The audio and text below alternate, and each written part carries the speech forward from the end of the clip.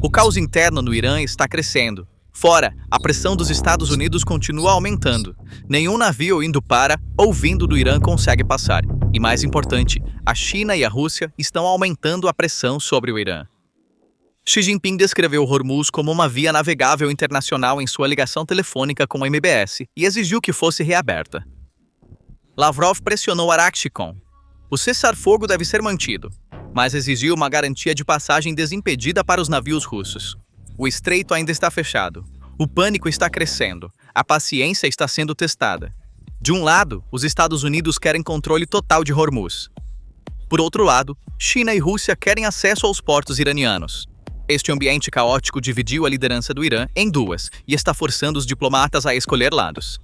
A Guarda Revolucionária quer uma nova guerra no estreito, trazendo à força a ala diplomática sob controle. Mas o presidente Pezeshkian e outros estão mudando de lado ao se aproximarem do acordo com os Estados Unidos. 3 posições, 3 mensagens, mesmo regime. Um lado diz, acabe com a guerra, outro diz, negocie. Um abre fogo contra petroleiros. E acima de todos eles está um líder supremo em coma, Mojtaba Khamenei, em cuidados intensivos no Hospital Universitário Sina, inconsciente de sua própria nomeação. A sala de controle de um regime armado nuclearmente foi esvaziada.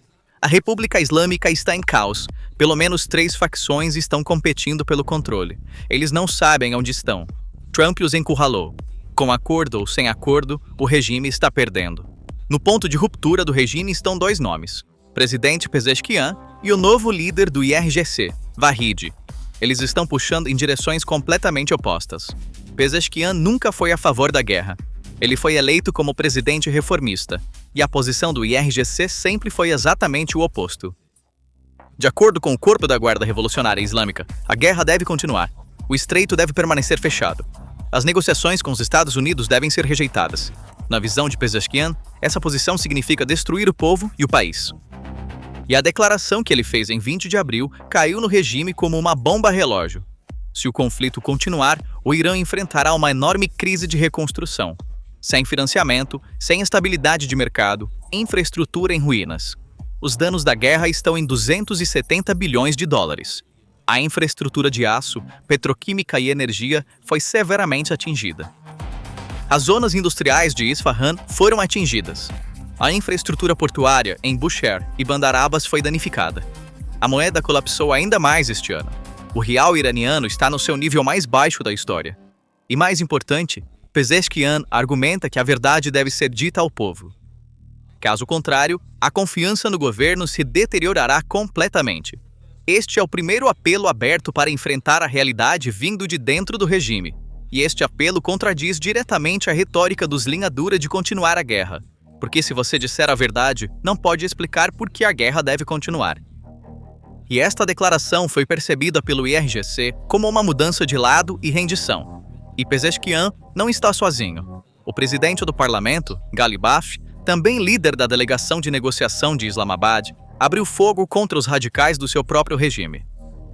De acordo com o relatório exclusivo da Iran International, Ghalibaf descreveu um membro do SNSC, Saeed Jalili, e o deputado Amir Hossein Sabeti como atores extremistas semelhantes a milícias que destruirão o Irã durante uma reunião com conselheiros.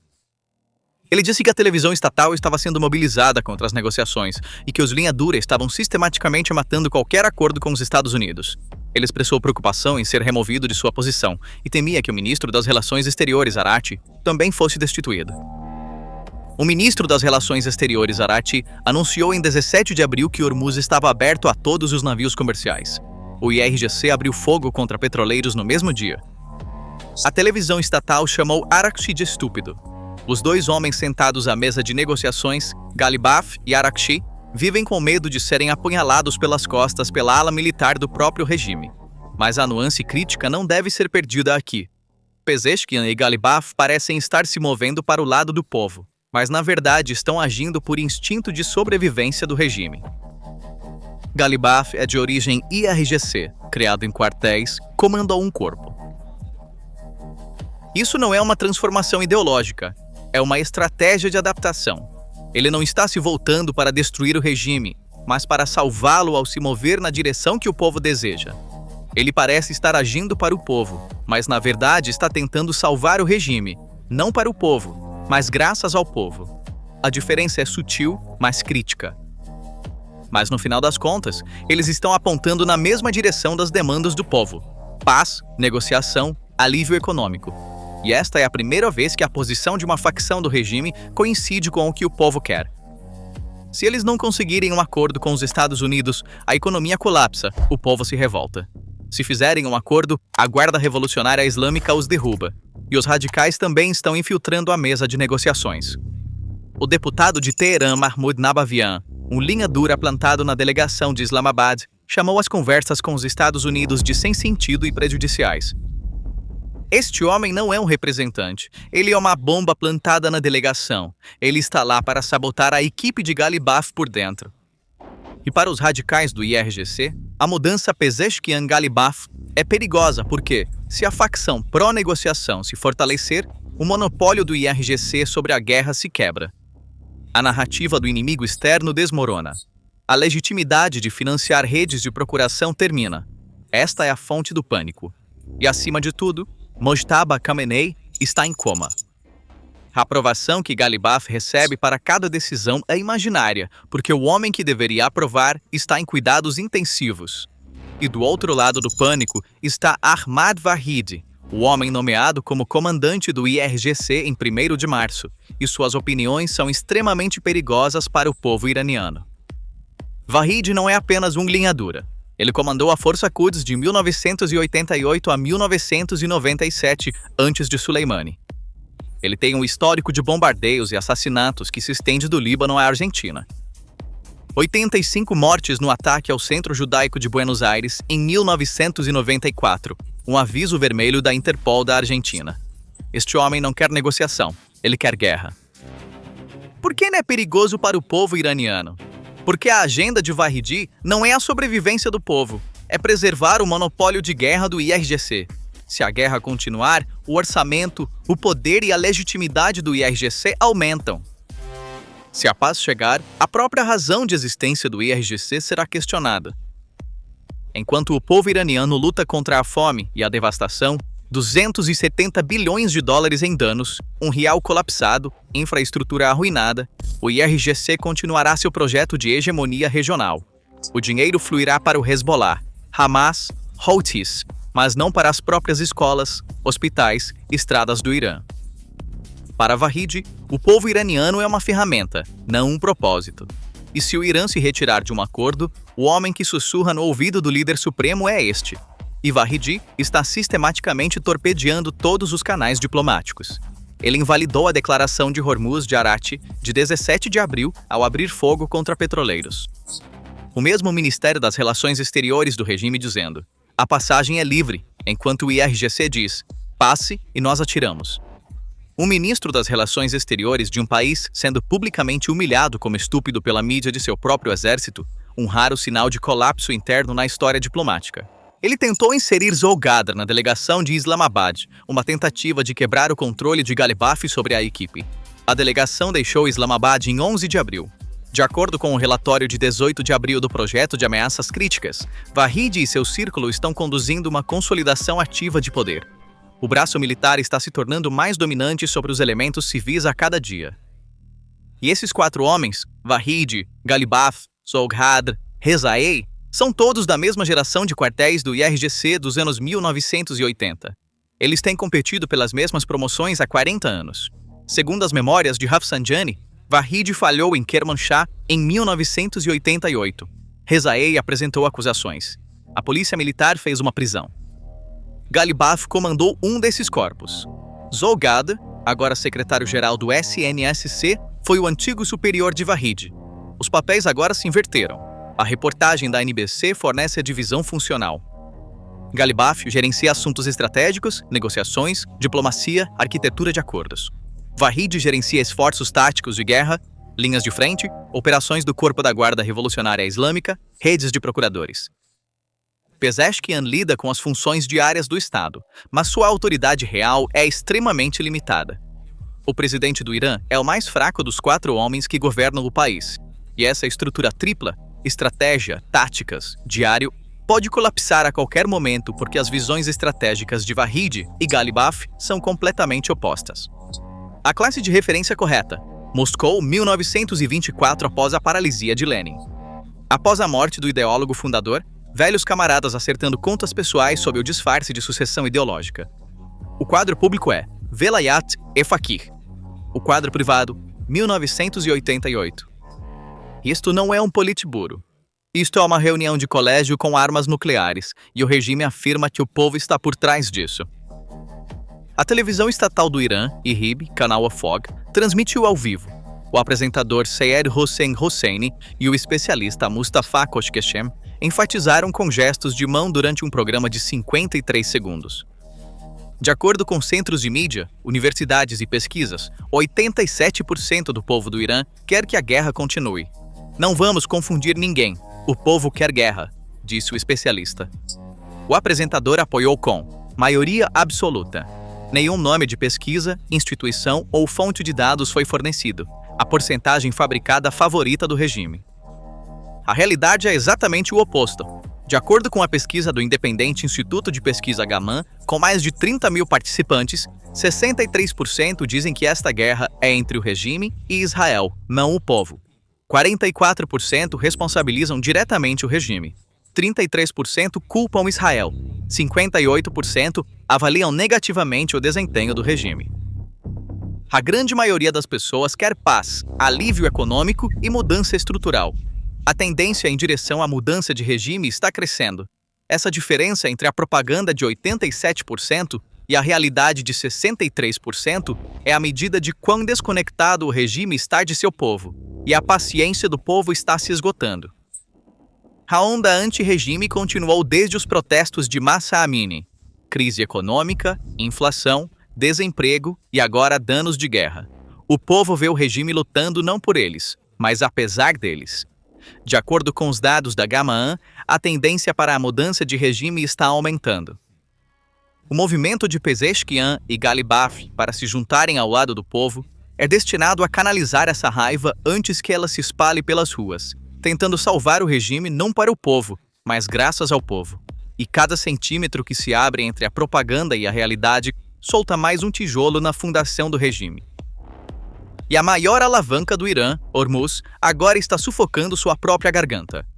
De acordo com Rudal, o Irã tem de 10 a 15 dias antes de ter que começar a fechar poços de petróleo.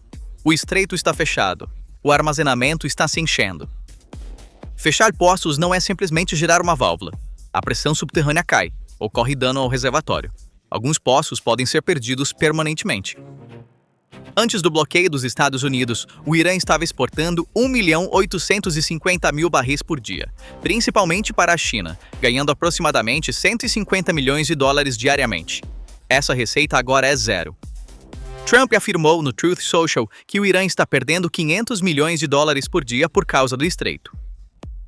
O FMI está sinalizando uma desaceleração global. Países em desenvolvimento como o Iraque estão sendo atingidos 2 vezes mais que as nações mais ricas. O petróleo físico está precificado para bloqueio, enquanto os mercados de papel perseguem cada boato de cessar-fogo, e o destino do estreito reflete o conflito interno do regime. No dia 17 de abril, Araghchi anunciou que o estreito estava aberto a todos os navios comerciais. Mas à medida que o bloqueio dos Estados Unidos continuava a impedir navios de se dirigirem aos portos iranianos, o IRA fechou o estreito novamente em 18 de abril. Durante a abertura temporária, apenas 5 navios de cruzeiro e alguns navios de carga conseguiram passar. Então a tampa fechou novamente. Este ciclo de abrir e fechar mostra que o regime não pode nem lutar nem negociar. E todos que observam de fora podem ver que o Irã perdeu o controle. E os aliados do Irã também estão aumentando a pressão, mas por razões diferentes. China. Xi Jinping disse à MBS por telefone que o Estreito de Hormuz deve permanecer aberto para passagem normal, o que é do interesse comum dos países da região e da comunidade internacional. A Bloomberg relatou isso como os comentários mais explícitos de Xi sobre o estreito. Esta é a primeira vez que o líder chinês adota uma postura aberta contra o Irã, e o fato de a mensagem ter sido entregue à MBS, à Arábia Saudita, mostra que a China está priorizando o Golfo, não o Irã. Considerando que Pequim comprou 90% das exportações de petróleo do Irã, a China está dizendo ao seu próprio fornecedor para parar. O porta-voz do Ministério das Relações Exteriores, Guo Jiakun, declarou: Hormuz deve permanecer seguro e aberto. E o disparo da Marinha dos Estados Unidos contra um navio de carga ligado à China e sua apreensão preocupou profundamente Pequim. A China quer a segurança de seus próprios navios, e para isso, o estreito precisa estar aberto. O acordo de parceria estratégica de 25 anos da China prometeu investimento no Irã, mas 270 bilhões de dólares em danos de guerra tornaram essa promessa quase impossível. Estabilidade é necessária para expandir o comércio de yuan, e a estabilidade não vem com a política de disparo de tanques de Vahid. A China está indiretamente fortalecendo Pezeshkian, porque a segurança energética da China, a estratégia de moeda e os equilíbrios no Golfo dependem de negociação. Rússia. Lavrov pressionou Arati com: o cessar-fogo deve ser mantido. Ele condenou o bloqueio dos Estados Unidos como ilegal, mas ao mesmo tempo exigiu uma garantia de passagem desimpedida para os navios russos. O Irã aceitou. No Fórum de Diplomacia de Antalya, Lavrov declarou abertamente: o verdadeiro objetivo do Zezewa era controlar o petróleo iraniano no Golfo Pérsico. No mesmo fórum, ele defendeu o direito do Irã ao urânio enriquecido. Aceitaremos qualquer decisão que convier ao lado iraniano. Então, a Rússia apoia a carta nuclear do Irã enquanto compete com o Irã no mercado de energia, porque Lavrov disse outra coisa: estamos prontos para fornecer recursos energéticos à China e a outros países afetados pela crise.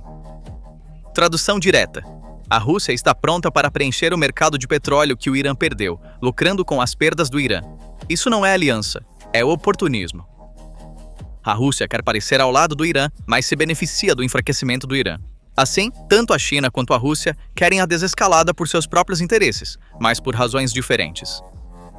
A China quer que o Irã faça paz para a segurança energética e a estratégia do yuan. Abrir o estreito é o principal interesse de Pequim. A Rússia se beneficia do enfraquecimento do Irã, preenchendo o mercado de petróleo que o Irã perdeu. Ambos os aliados, em última análise, alinham-se com a posição de Pezeshkian e Ghalibaf, não com o radicalismo de Vahid, e isso está multiplicando o isolamento geoestratégico do Irã. Os Estados Unidos já são o inimigo. Israel já é o inimigo. Os estados do Golfo odeiam o controle do estreito pelo Irã. E agora até os aliados mais próximos do Irã, China e Rússia, estão dizendo: basta. A linha de continuar a guerra de Vahid está agora empurrando o Irã para o isolamento, não apenas contra os Estados Unidos, mas também contra a China e a Rússia. A maior potência militar do mundo, o maior importador de energia e o maior arsenal nuclear estão todos dizendo ao Irã para parar. E Vahid ou não vê isso ou não se importa, porque sua agenda não é o futuro do Irã, é a sobrevivência do IRGC. O que está acontecendo no Irã não é uma crise governamental. Esta é uma luta pelo poder de uma corte de veteranos pós-revolução após a morte do ideólogo fundador. Em 28 de fevereiro, o líder supremo Ali Khamenei, o comandante do IRGC Pakpur, o chefe das Forças Armadas Mousavi, o ministro da Defesa Nazirzadeh e 48 altos funcionários foram mortos em um ataque conjunto dos Estados Unidos e Israel. Seu filho Mojtaba foi nomeado como o terceiro líder supremo em 9 de março, mas está em coma. A sala de controle esvaziou e 4 homens, Vahid, Ghalibaf, Zolgadr, Rezai, criados no mesmo quartel, lutaram na mesma guerra. Conhecem os arquivos uns dos outros desde 1988. Eles agora estão preenchendo esse vazio e se odeiam. Pezeshkian e Ghalibaf perceberam o colapso econômico. Eles sabem o que o povo quer. Estão se aproximando de um acordo com os Estados Unidos, distanciando-se dos radicais do IRGC para salvar o regime da destruição. Ghalibaf assumiu a tomada de decisões estratégicas, mas obtém sua aprovação de Mojtaba em coma. A aprovação é imaginária. Aos olhos do IRGC, isso é mudar para o lado do povo e dos Estados Unidos. E essa mudança ameaça o monopólio de guerra do IRGC. Vahid está gerindo a guerra tática e torpedeando todos os canais diplomáticos. O povo quer paz, mas a propaganda afirma que 87% apoiam a guerra. A China quer desescalada para sua própria segurança energética. A Rússia se beneficia do enfraquecimento do Irã, mas apoia a manutenção do cessar-fogo. As redes de procuradores que o regime construiu ao longo de 40 anos, Hezbollah, Hamas, Houthis, milícias iraquianas, estão se erodindo sob ataques israelenses e dos Estados Unidos. O quadro de liderança do Hezbollah, incluindo comandantes de alto escalão como Nasrallah, foi expurgado. O Hamas foi esmagado em Gaza. Os Houthis estão em combate direto com a Marinha dos Estados Unidos. As fundações da projeção de poder regional do Irã de 40 anos estão desmoronando, e essas fundações eram a razão de existência do IRGC. Vahid quer preservar essas fundações, mas elas se desgastam um pouco mais a cada dia. Hormuz está sufocando a própria garganta, aberta em 17 de abril, fechada novamente em 18 de abril. Não pode nem lutar nem negociar. E os 4 homens que estão gerindo tudo isso conhecem os arquivos uns dos outros desde 1988. O prazo de cessar-fogo de 22 de abril de Trump é amanhã. O vice-presidente Vance partiu para Islamabad, mas o Irã ainda não decidiu se participará da segunda rodada de negociações. Trump disse que é altamente improvável estender o cessar-fogo. E o destino do Irã está sendo determinado não em uma mesa de negociações, mas nos rancores de 40 anos dentro de Teherã. Então, esse caos terminará com um acordo ou Vahid colocará fogo em tudo? Pode Ghalibaf expulsar Vahid através da Assembleia de Peritos ou Vahid derrubará Ghalibaf primeiro? A China e a Rússia salvarão o Irã ou lucrarão com o enfraquecimento do Irã? E o povo, 63% dos quais dizem que a guerra não tem nada a ver com eles, por quanto tempo mais serão pacientes? O que você acha disso? Compartilhe seus pensamentos nos comentários. Não se esqueça de se inscrever no PPR Global e ativar as notificações para ficar atualizado com nossas análises. Obrigado por nos escolher. Convidamos você a nos acompanhar no Spotify para tornar suas longas viagens mais agradáveis.